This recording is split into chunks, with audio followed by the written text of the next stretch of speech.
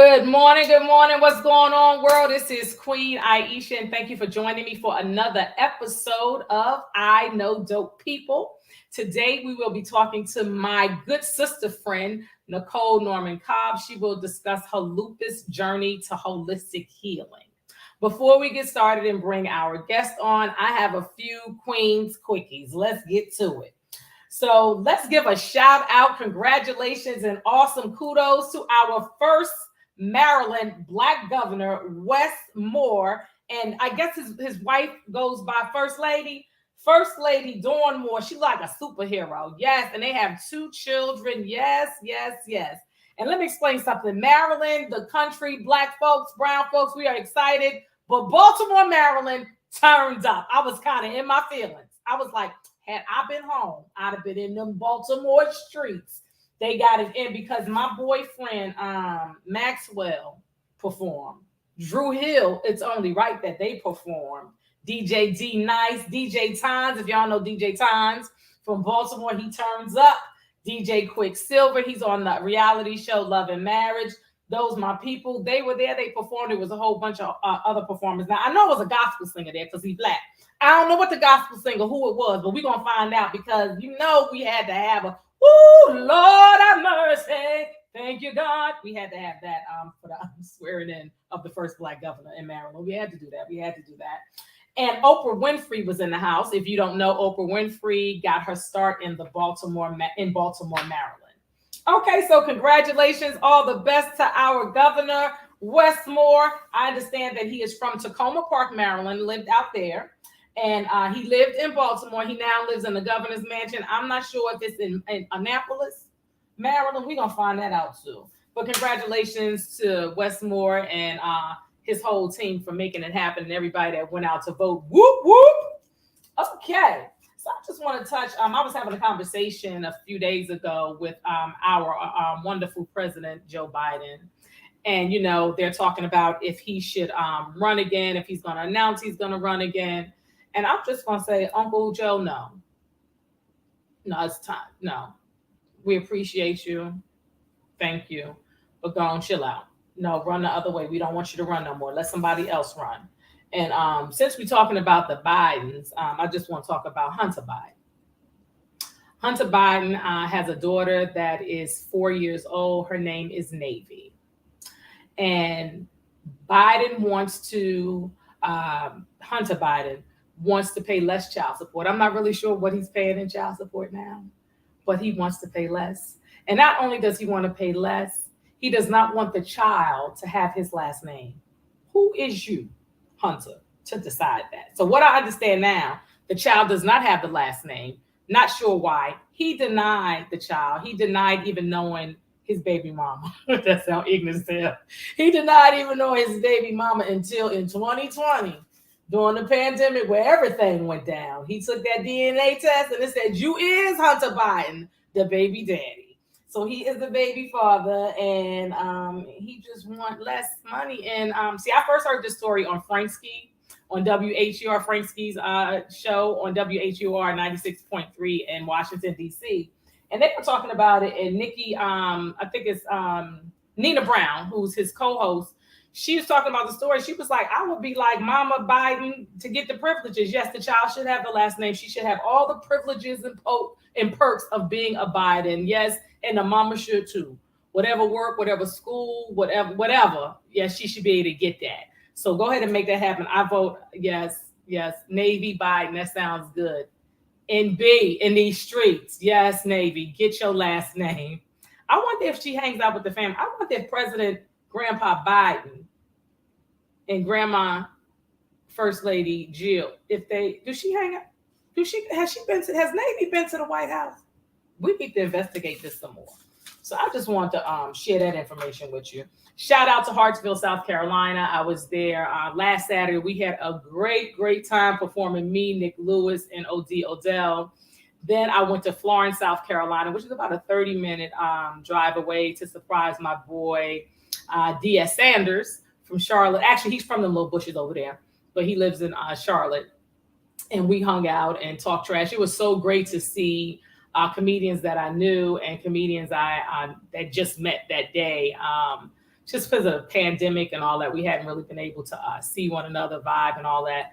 I met this one comedian from Langston or Lancaster, South Carolina. He was talking trash and he told me my name was Titi. I said, Titi. He said, he had thick thighs. I said, I'll take it. Thick thighs. That is me. That is me. Thank you all so much for checking out Queen's Quickies. Now, we're going to bring on our guest for today. So Nichole is the best friend of my sister Razia. They've been best friends probably almost 20 years. I would call them more than friends. They are sister friends. And we hang out, we party. Zola, her daughter, is my niece. That's my baby. And she will come and say, Queen Aishah, that's my auntie. That's my auntie. So when I found out that Nichole was diagnosed with lupus, I was like, huh? I was like, Nichole? I was like, because, we see our friends and, you know your people. And, Nichole is a very laid back, no fuss, no complaint. But if she got to go there, she will type of person. Let me go and look at her face while I said that. Let me go and see her face. She backstage. And she's a laid back, real cool person, pretty, wise with her eating and sensible and all that. So I was kind of like, didn't know much about lupus. The first time I heard about lupus was in 96, I believe. A co-worker friend of mine, Tony Lewis. We were working at an insurance company. And she told me that she had lupus. I'd never heard of it before. She talked about the pain and things and discomfort that she went through. So when I heard about Nichole having, I was like, oh, wow. So let me share with you Nichole's story. She said after a few years of dealing with random bouts of unexplained pain throughout her body, she was diagnosed in 2021 with lupus and told that she would be taking daily medication for the rest of her life to manage the pain. The diagnosis started her on a wellness journey, starting with seeking out healing using holistic treatments. She is still on her personal wellness journey to include holistic self-care while focusing on what she eats and the effects food has on her body as her primary treatment. So I'm going to bring Nichole Norman-Cobb to share with us her journey, her diagnosis, and where she is now, and any tips, tricks that she can offer. Hey, Nichole with an H. Hey, girl. Hey, girl. Hey, how you doing? Hey, thank you. Yes, I appreciate you being on. Oh, gosh, thanks for inviting me. Yes, ma'am. I'm considered one of your dope people. I love that. Come on now, whatever. We beat these streets up. Yes. So, how are you doing?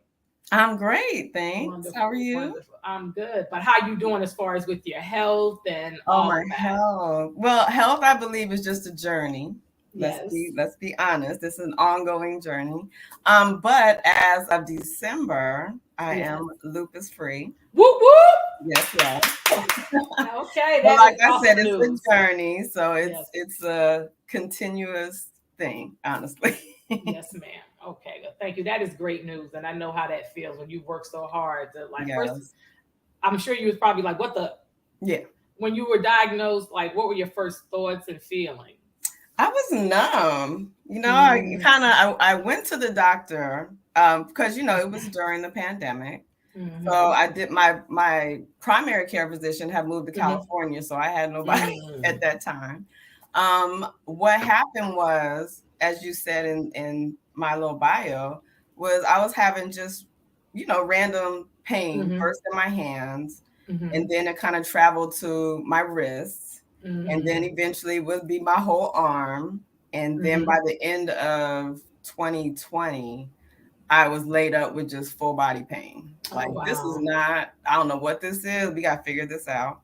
Beginning of 2021, I found a doctor, not because I had moved to Maryland. So I found a doctor not too far from my house. And, I had already you already know the story about going to the doctor and they really don't know what you're saying. So I went in there like, no, we got to fix this. Right. I told her, I don't know what's going on. I just get pain all through my body, sometimes just in my hand. And she says, well, you're getting older. It's probably just arthritis. And I was like, I've never had arthritis. And I ain't that old, no offense. Arthritis, right? No offense. That's not arthritis. This is different. Just something in me said this is different. So she sent me to get some blood work, called me about a week later and said, does anybody in your family have lupus? And I'm like, not to my knowledge, no. Well, I'm going to refer you to this rheumatologist. And every now and then I think about him and I'm like, I don't know if this was a blessing or what. I went to that man's office and he walked in and said, oh, you have baby lupus. I was like, okay. Starter kick lupus. I was shocked. You know, it's like, I have to take this in, but he just kept talking. He went on to say that I'm going to put you on this medication. It's going to be a daily medication. It's going to make you sick at first. He said, but then your body will get used to it. And then as your body gets used to it, we're going to increase the dosage. And then eventually your body will get used to that. And then we'll put you on a stronger medication. And I was like, no, thank you. You're going to put me on a medication that's going to make me sick. So he called in the prescription. I went home and said, let me do a little bit of research because I don't think I'm interested in this.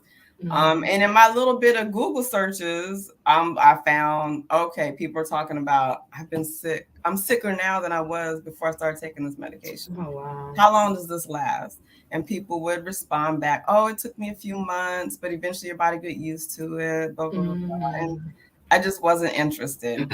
You know, this just wasn't for me. It was kind of like, it sounds like it's going to be worse than what it was. You know, nobody wants to be sick every single day. So I'm a reader. So I ordered a bunch of books. Like, let's figure this out. Spoke to my husband about it. He's like, what are we going to do? And I'm like, let me do some research and then I'll see what is the what. What is the what? That's the new word. What is the what? What? So in my little bit of research, I went to the Lupus Foundation of America first. That's in the chat. Yes. Lupus Foundation of America was a great starting resource. My only issue was that everything ended with stay on your medication. Appreciated it because they had real life stories. They had I forgot that what's his name? Nick Cannon had lupus and Tony Braxton. So they had a bunch of celebrities. They had a bunch of real people just talking about their own personal journey. It all ended with make sure you have a good doctor and take your medication. So, like I said, I ordered a bunch of books. The books that I ordered were basically how to manage your lupus naturally. I didn't even give you all the books that I went through, to be honest. A bunch of Google searches led me to just, learning more about it. I had to learn about it first. But realize that my form, because there are so many forms of lupus, my form was SLE. Okay, and what is SLE? I forget. I'm sorry. Because you ain't want to own it. That's for real. I wasn't. I don't know how to spell cholesterol. I didn't tell anybody I told my immediate family, and then I didn't tell anybody for months because I was still trying to figure things out. And it's funny you said that because Razia came to me and said, can I tell so-and-so that you have lupus? And I responded back, I was diagnosed with lupus, but I don't have it. I know that's right. I'm not claiming this. So go ahead and tell her whatever you want. Because she knows me. I did a bunch of research. I was going to figure out how to make it work for me. And this was not supposed to be this long and detailed of a story. You're fine. You're fine. So in the end, I stumbled across a book called Goodbye Lupus. And in that book, that particular doctor, she lays out everything that happened. She was diagnosed with lupus as a teenager. Happened to go on a diet plan to get ready for her marriage. And the plan included green smoothie, which was basically kale or spinach, and chia or flax seeds. And she said that she had gone for a regular doctor's visit and her numbers just kept dropping. Every time she went to the doctor, the numbers, the ANA numbers kept dropping until she was eventually lupus free. Wow. She shares this with everybody. She does IG lives. You don't even have to get the book. You can pretty much get everything from IG lives or one of the support groups. Because I joined a bunch of support groups. That's a whole other story. Okay. The Lupus Foundation of America suggests that you join support groups. Okay.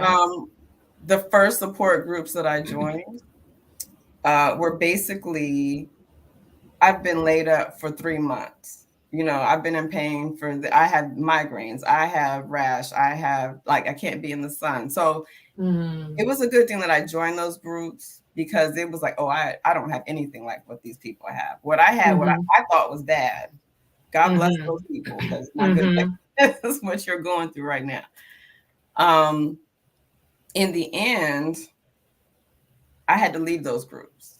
Because misery loves company. Depressed. I figured it would be depressing. Yeah, it was too depressing. I'm thankful that I joined just so I could see what the people like. I didn't even realize autoimmunity was such a big thing in these United States. Honestly, it was like, wait, so how many people are going through this? And I really believe that it ties into our food and our environment, because even when I was diagnosed with Graves' disease, I was like, I'm the same. I was like, I ain't owning this. You know what I'm saying? And it's all Graves' disease, lupus. It's all autoimmune. Yeah. You know what I'm saying? I really believe it has to do with our diet and our environment, and definitely stress. Yes. Yeah. The first few things that I saw were you need to get your rest. You need to try to be stress-free. And you need to look at what you're eating. The more you get into it, it is just your environment as a whole, what we're breathing in, what we're putting on our skin, but definitely what we're eating. And if you get down to it, as many things as I did to the outside of my body, as much meditation, as much as I, turn my phone off. That was just before Razia got married. So I was like, the phone was going off. I turned my ringer off for a good 3 months. And I would literally just pick it up like once or twice a day to be like, okay, so what text conversations are going on, or who call back. You have to turn those alerts off from Facebook, from IG, from you all. You gotta monitor your peace. Right. Like, you don't need to know what's going on in the outside. You have to stop watching the news, just all the things. But yeah, if we get down to it, it's like you said, it's your diet. It's the diet. So what did you change in your diet? Because I don't know you to be like a junk food person. You order your rum cake, you're gonna have that rum cake. You like your sip. But I mean, you're not, as far as what did you change in your diet, or what did you have in your diet that you took out of your diet once you were diagnosed and said, hey, I need to work on what I'm eating and putting in my body? So I basically increased my intake of the greens, of the spinach and the kale. Now, I'm a salad eater. I'm a fruit eater. I love those things. But I can also, just to cut time, pull out a frozen whatever. And as much as you think stuff is healthy, you have to start reading the back of packages. All of the things that make our food taste good are not necessarily good for us. Right. So you pretty much I had to go to more of a whole food diet. Okay. And for those that don't know a whole food diet, what does a whole food diet consist of? Well, for me, it was increasing my like I said, plants and not plants. Not plants. I got you. Your salad, your greens. my greens, my fruit intake. Yeah, we in this household cut back on a lot of things. And just in my research, you find out that gluten affects autoimmune. And one of the doctors that I was following was like, if you have an autoimmune issue, cut out gluten. Cut out meat as much as possible. But I wasn't that big of a meat. I would do ground turkey if I made spaghetti or something, or I would do chicken if my husband grilled, but it wasn't like a big thing. Right. Like you had to have it. Yeah, it wasn't like I had to have it, but if I'm cooking for the household, then I'm probably going to eat it. Now it's okay, you guys can have that. However, I have to go over here and I'm gonna have this. Right. It's about that discipline. Yeah. Yeah. It is about the discipline. Now, I will tell you what put me over the top. Now, within this journey, as much as I was managing myself, I had to find a doctor that I felt like supported what I wanted to do. Yes. And I don't know why I didn't think about this first, but eventually it was like, oh, Dr. Tyus. She's going to be more on she's going to be on more of a holistic path before a medicinal path, you know? Right. And went to go see her. And I give thanks for her because things you don't even think about. She looked at my numbers and like you had someone on previously who says she strives for her patients to have optimal health. That's Dr. Tyus as well. Yes, Dr. Lisa. She looked at my numbers and said, I want you to cut out chicken and grains. Chicken, okay, no problem. I get that. But grains, you want me to cut out grains? Because that was my staple. You know, I could just stir fry with a bunch of vegetables and put it on my brown rice or my quinoa. Like for some reason, the grains are just causing inflammation. So as much as I managed to get my numbers down, they weren't completely down. You know, I would still have an occasional, I feel something coming, you know, so let me just go sit down and cut and get through this real quick. And so it was not as often and not as bad, but it still wasn't gone. Right. Okay. She was like, cut these two things out. Let's check this out in 3 months. So every 3 months, I would go back and get more blood tests until finally, like I said, this December blood test, she was like, it's gone. You know, it's not showing up in your blood work at all. So I think it was the chicken, which I didn't eat too much of, those grains. I was like, oh, who would have thought that grains? Now, of course, I'm seeing all over the place. Right. That grains is an issue for a lot of people, but that never entered my mind. Why would I think a staple would affect me? Right. Wow. But very good. Very good. Because I went to Dr. Tyus when I was first diagnosed, and she looked at the numbers and she basically put me on a whole food, high greens, all that diet. Yeah. That was the last little key to my little puzzle, was take the grains out. Yeah. And Dr. Amatias is in the Washington, D.C. area. So you all can research her if you're interested in getting more information on holistic treatments and well-being. Yes, as a medical, and that was a blessing because I did call a naturopath in DC to see if I could seek treatment, and they didn't take insurance. And when they start breaking down all the costs of everything, I was like, let me see what I can do on my own. Right. I'll call you back. Be like, hold on for a minute, hold up, because y'all flare my lupus up with this video. Y'all stressing me out. Right. And this is what I don't need. So what doing in your research, Nichole, what did you what information did you come across as far as lupus in African Americans or African American women? Are the numbers higher in our communities? Did you find that? Higher in Asian American and African American. So Asian, maybe because of the rice. Oh, yeah, good one. I just thought about that. Yeah. And maybe the rice. Wow. And as my mother pointed out, you were diagnosed kind of old. And I not kind of old. She disrespectful. It's usually a young woman's issue, which is kind of true, similar to you. I knew one person, met her in my 20s, knew she had it, but I never discussed anything about it. And saw her a few months ago, and we were talking about our different ways of handling it. I'm super new, so I was like, oh, you should try this, or you should do this. It was like, oh my gosh, this is what I do, blah, blah, blah. But in talking to her, it was the same. One of my turnoffs was, I'm going to be on this medication and I could still have these flares. Right. That don't make sense. Right. Let's get to the core of what's going on. Right. Not the Band-Aid. Right. Not the Band-Aid. Yeah. Yes, because I have some things I'm talking about some of the signs. You can go through hair loss, rash, chest pains. It says people with lupus have kidney disease. It has been it shows up, I guess, in the urine and the blood test. It says after being in, it says going through ration for sickness after being in the sun, depression, memory problems, joint pain and swelling, fatigue, fever, and feeling like you have the flu.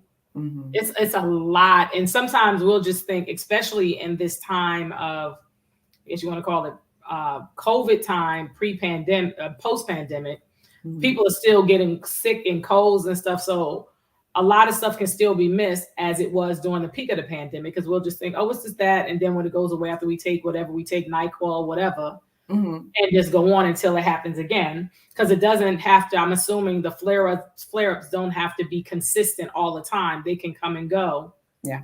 Yes. Wow. True. Right. And that's why I said, oh, this is mild compared to what other people are going through. Mm-hmm. Like the fact that they said this could get worse. Come on now, you know I love the sun, so you make me not be right. Be like, you're not doing that, right? Right. And then I have Tony, who I mentioned as the first person that I learned, and she posted this in the chat. She said it's great to use so casually. Get used to it. Mm-hmm. So I guess that's when you go to the doctor, they tell you. Get used to it. And she put up the meaning of systematic lupus. I don't know what that word is. The E, that got all the alphabets in it. That one right there. So it's actually the most common of lupus. So wow, very, very interesting information. So with your diagnosis in December of lupus no longer being in your system, did Dr. Tyus say things that you have to do, or basically you just keep doing what you're doing? Continue. Mm-hmm. Yeah. And a part of that conversation was it may have affected some other things. So we're going to keep working on optimal health, but it's doable, you know? Mm-hmm. The first thing we worked on, we've done that. Keep doing what you're doing. So now we're going to work on this. So like I said, it's a journey. Yes, ma'am. So are you taking any type of holistic supplements that you take daily outside of changing your food? So no. Okay. Well, let me take that back. Yes. I will do like garlic cloves. And whenever I would feel a flare coming, I knew I could do like thyme. I would use a lot of thyme tea. What is it? You find you switch up a lot of you get used to it, appreciate some things that previously you'd be like, nah, I'm not doing that. Because to drink thyme, you strong. Yeah, right. Thyme. I never liked coconut water. I find myself drinking the coconut water. Okay. Yeah, because we have a chat. So everyone, we have a group chat, and we share recipes. And like recently, you and Razia were talking about like, you were like, I don't like this type of coconut water, but I like this type. So Razia was on the phone yesterday in the supermarket, like, I'm trying to figure out, do I want the coconut water in the refrigerator or do I want the coconut water on the shelf?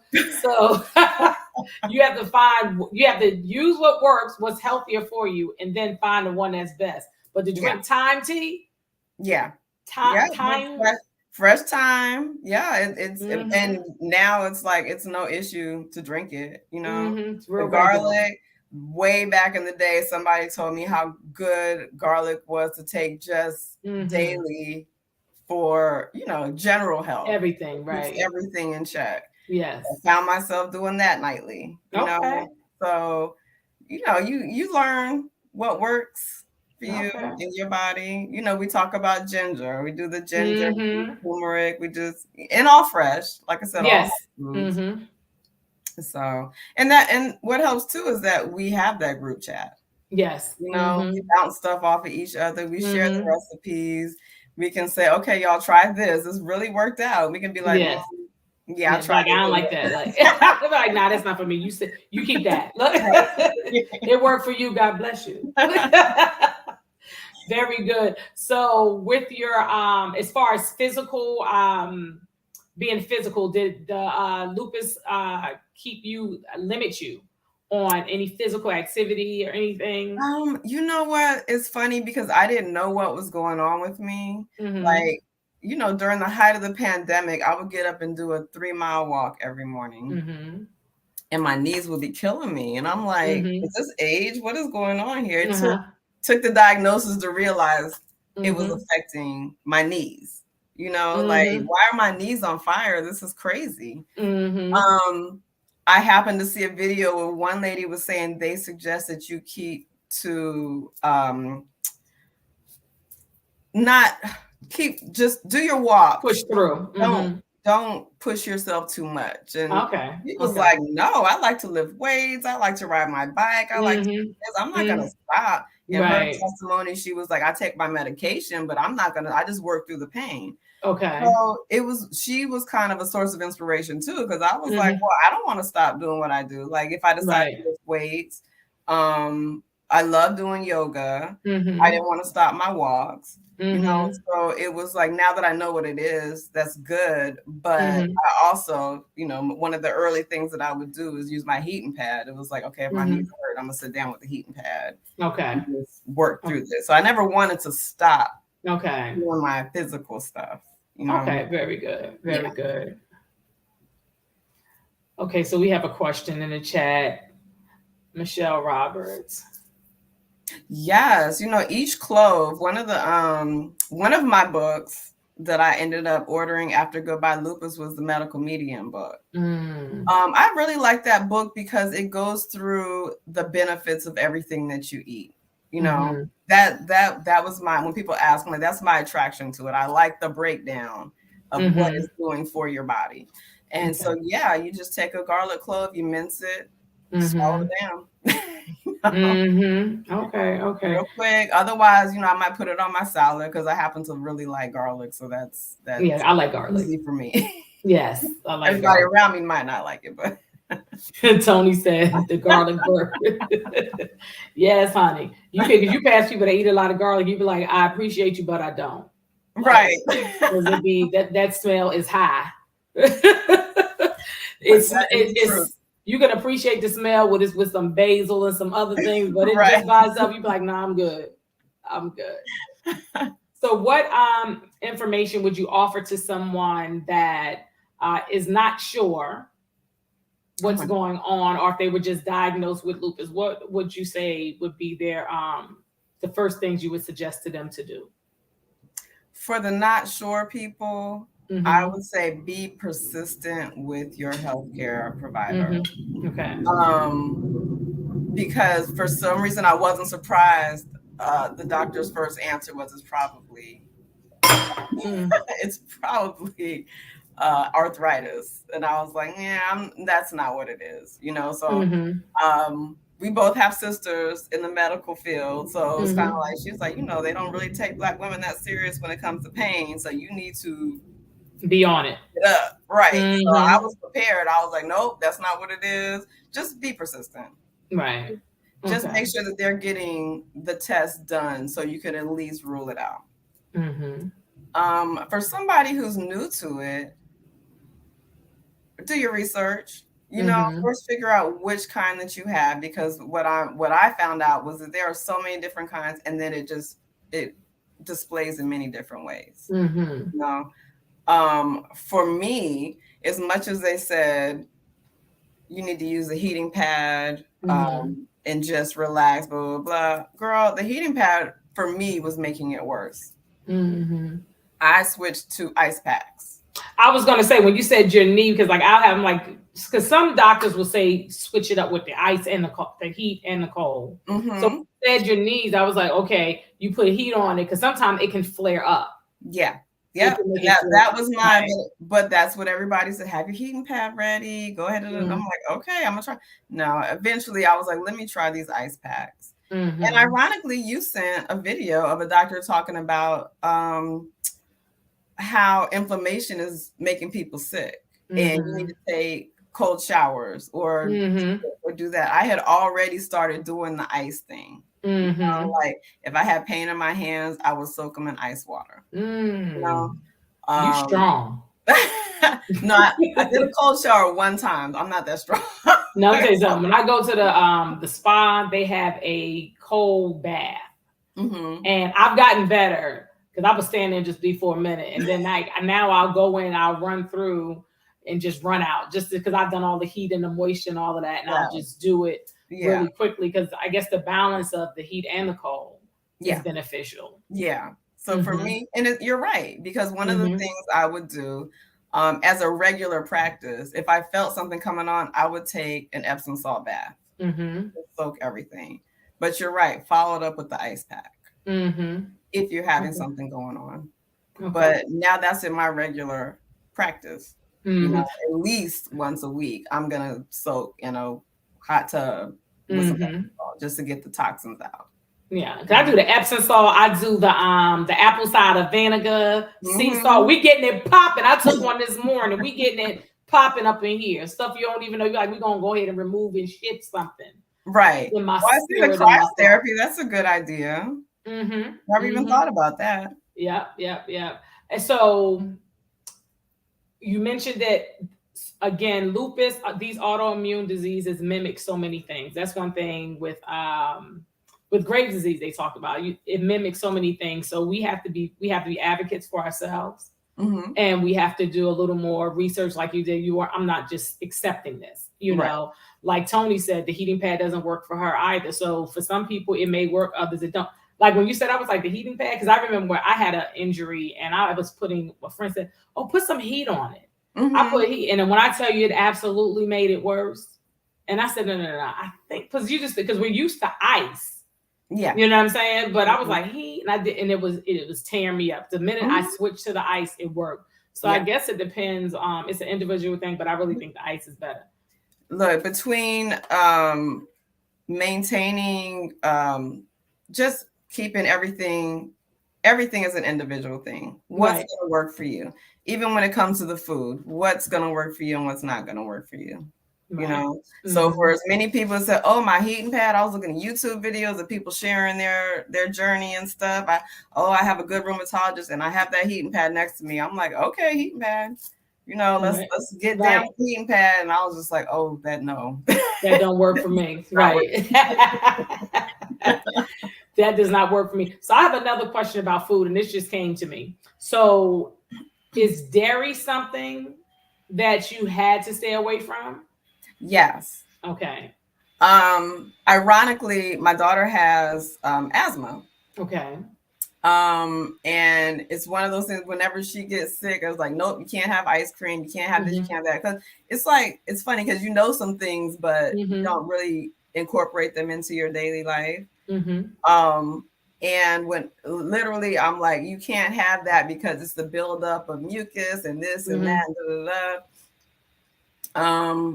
And I love my cheese. I love my ice cream. You got to figure out, you got to get the substitutes after that. Like find one that you like. And then pay attention because some of them substitutes is set up too. Yes. But yeah, as far as what I cut out, dairy. I found out eggs. Gluten, I found out way down the line after I had cut out a whole lot of other things. Dairy, eggs, gluten. Those were the main things. Okay. And like I said, grains came in last. And stress.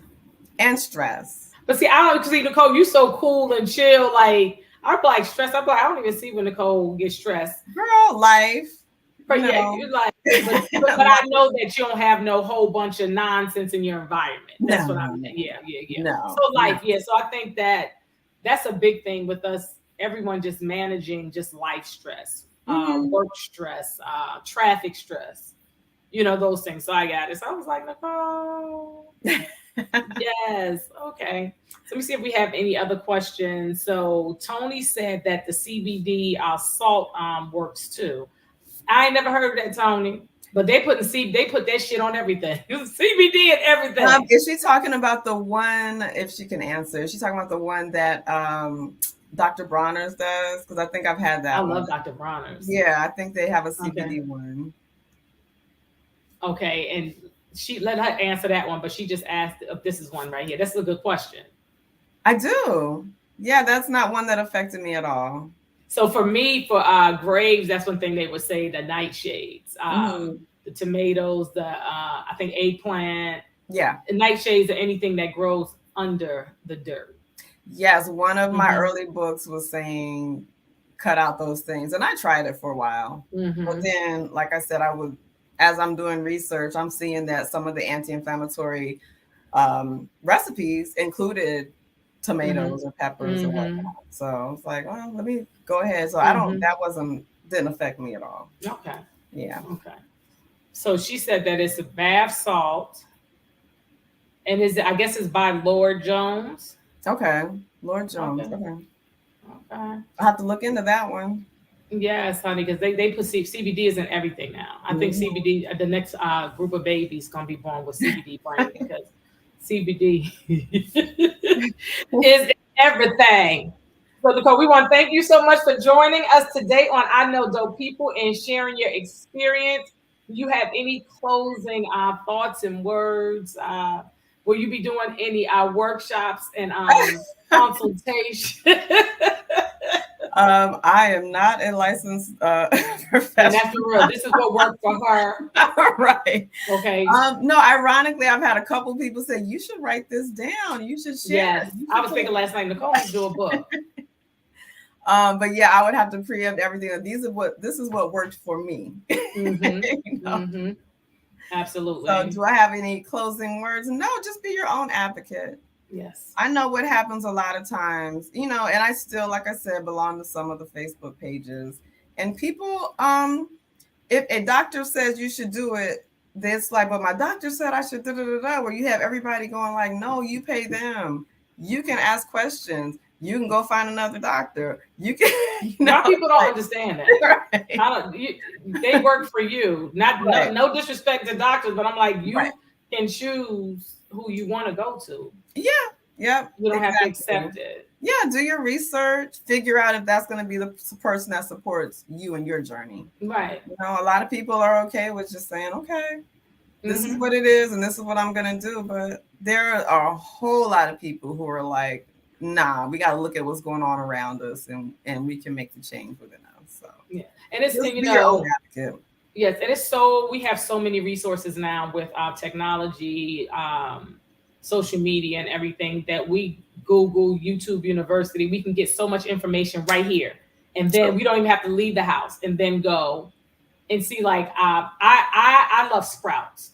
So with Sprouts, when I was because I wasn't taking. I don't think I took their medicine for Graves' disease. I don't think I took it for 6 weeks. Okay. And I went to Sprouts, and one of our cousins, because we so colorful, she was like, it's this white woman that come in here every month. She take this and she weans herself off the medicine they were giving her. So I was a renegade. I think I bought it on a Thursday and started taking it on a Saturday and never looked back. Right. So you have to find out what works for you. We have to listen to our bodies. Yes. Because like you were talking about the different pains and things you were having and how you would just go and sit down. Or my knees are bothering me. This ain't never happened before. You going to the doctor because somebody would think, oh, my hands hurt and that ain't nothing. Maybe I've been cutting too much. You know what I'm saying? Or maybe I've been lifting weights, you ain't even exercise. Just those things and brush it off. But you paid attention and then enough, because sometimes we'll have a pain and it'll go. Yeah. And it'll come back. But then you was like, wait a minute, this, it wasn't normal for you. And that's what we mean when advocating for yourself. And just because the doctor said it, again, no disrespect to physicians. Just because they said it don't mean it's true. Right. So you have to dig a little deeper. And then you have some physicians, they just not, if they don't have the knowledge or a lot of experience in that area, they're kind of brush it off as this is their thing and that's what it should be. No, go a little deeper. Right. Dig a little deeper. Right. Yeah. And even the way that the rheumatologist broke it down to me, I had to eventually say, this is his all day, every day. He's probably just used to coming in, giving a diagnosis and making that same speech. I was just another person. He wasn't looking at me as an individual. Baby lupus. Now that right there. I was like, baby lupus, but okay. Baby start, and it's kind of really like an insult, starter kid lupus. When I said, something going on, I'm vomiting from eggs and this and this and that. I asked for an allergy test, and that's just what she gave me. That's it. She didn't go any further. And she said, you're allergic to shrimp and German cockroaches. What? I'm telling you. Like for real. That was in 2017. Fast forward to 2019 is when I went to the doctor, and I was and just the regular doctor, and I can't think of the doctor's name, from DC. She was at Kaiser, and she knew me, and part of Amaziah's, and they were actually working together with me. And she just looked at my neck. She just looked at my neck. Wow. And she was like, Aisha, your neck is swollen. Is that normal? You ever been checked for Graves' disease? And I was like, who that? So we really have to advocate for ourselves and really be with doctors, physicians that are going to advocate for the whole person as the patient. And it's okay to break ties with people. Yeah. You know what I'm saying? Like, just not, you ain't mad, they ain't mad, just don't work. Because guess what? The doctor will fire you. My mother has gotten fired from the doctor. Really? And non-compliant. Oh, so they will fire you. Joe didn't be doing too much, So and she walked out real classy, and it's okay. I didn't have to. I'll find somebody else. Thank you. Right after they fired her. Right. But yeah, so let's really take care of ourselves. And let me tell you something. Taking care of yourself, like you said, is it's a lot of work. Health is a lot of work. Every day is something different, but we really have to advocate for ourselves, take care of ourselves, have some discipline. There's certain things that I like that I don't even put in my house. Like I like cheese. I don't put it in my house. Right. I like bread. I don't put it in my house. You know what I'm saying? Yeah. I even took the pancake mix out. Oh no. Because I'll be like, what happened? And especially when it get cold, I'll be like, this is love. Right. But yes. You find your substitutes for everything. Right. Yeah, like the post, Paz put in the substitute for eggs. Yeah. Like, that's great. Like those things, because a lot of times things with food, it's about taste, texture, aroma, because we're so used to those things. Right. Like I don't eat chicken. I'm pretty much a pescatarian. I actually put myself back on fish because when I was trying to be a straight vegan, it wasn't working for my life. I was having brain fart. It was a lot going on. I said, well, I might be killing myself, so let me go ahead and start eating it. So I don't stress myself. If I want some chicken, I'm gonna have chicken. Right. I'm not having a chicken meal, but also I watch who I get the chicken from, who prepared the chicken, how they, all of those things. Like, it's just I don't do it. So I think that those types of things, we can still change our life, you would say, and still have a whole life, still enjoy it. Yes. I would say, honestly, the way that I've set it up is that if I'm cooking at home for a month and I'm not going anyplace, when I go out to the restaurant, I'm not going to ask what type of oil they used. I might say I'm not doing dairy and I'm not doing blah, blah, blah, or grains. And they'll usually suggest what I can have, or they'll make a substitute for me. Right. As much as that restaurants don't want to substitute anything, if you tell them straight up, these are the things I'm not doing. Right. They'll usually offer what they have that you can do, So I cannot stress enough that it's as much as it's a lifestyle change, it doesn't have to be a restriction. Right. For everything, have your chicken, but you're not going to have it in the house like that. You're probably going to have it when you're out and about every now and then. And who you get it from, because how they clean their chicken is important. Yeah. And then go to restaurants that are friendly to what you are trying to do. Yeah. You know what I'm saying? Certain places you just don't eat because you know that they're not going to do the substitute, or you don't want it to smell like grease anyway. Right. Anyway, as a matter of fact, if you smell the grease, how about you make a U-turn? You're talking about a very popular walking the place, you be like, don't eat it. People like, that grease smell dirty. You should leave. If you smell the grease, you should leave. Well, thank you so much for another dope episode of I Know Dope People. Miss Nichole Norman-Cobb. Thank you for having me. Inside joke. I appreciate you. Thank you so much for your yes and sharing your story and journey. And we wish you the abundance of health. Thank you so much. You're welcome. Thank you. My name again is Queen Aishah, and thank you so much for joining us for another episode of I Know Dope People. If you want to check this episode out and share with someone, it's very valuable information. You can go to my YouTube channel, Queen Aishah, QueenAishah. Put the last H on for happy, hilarious, humorous, Hottie. Just put the last H on because Donald and Jerry put an H on the end of my name. Also, remember to like, subscribe, and share. Peace and power. Give it up for my girl, Katanya Lester, the producer of the show, for holding me down. And also, when you go to my YouTube channel, you can check previous episodes. Also, you can stand up. We didn't get to show any stand up today, but it's stand up. See you next week. Peace and power. Well, oops.